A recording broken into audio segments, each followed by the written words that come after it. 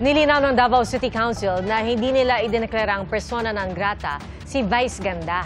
Pero kinundi na nila ang viral na jet ski holiday joke ng komedyante. At si Senator Rodante Marcoleta naman, bagamat walang pinangalanan sa pagdinig ng Senado, may inungkat na biro kaugnay sa kanya. Saksi, si Mav Gonzales.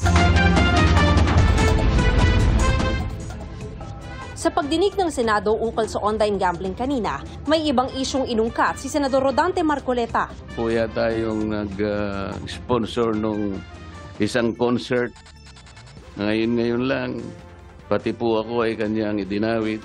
Bigla ba niya naman sinabi, tingnan niyo yung mukha ni Marcoleta kung matatawa kayo.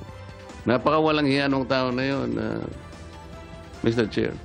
Ayaw ko na pong patuksin siya. Bagamat wala siyang pinangalanan, nag-viral online ang mga video ni Vice Ganda na nag-joke ukol sa senador. Wow! Sige nga, titigil mo nga si Marcoleta. Tingnan ko kung matatawa ka.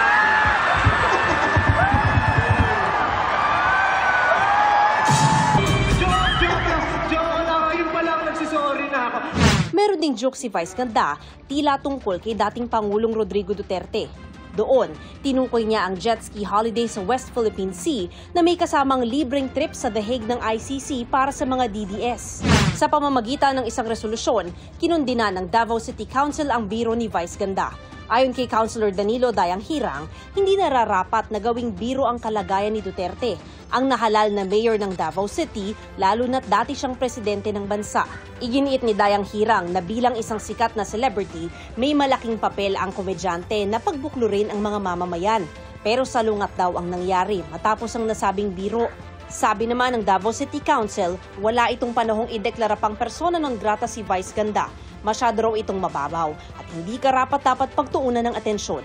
Kinukunan pa namin ng panig si Vice Ganda. Para sa GMA Integrated News, ako si Mav Gonzales, ang inyong saksi. Mga kapuso, maging una sa saksi. Mag-subscribe sa GMA Integrated News sa YouTube para sa iba't ibang balita.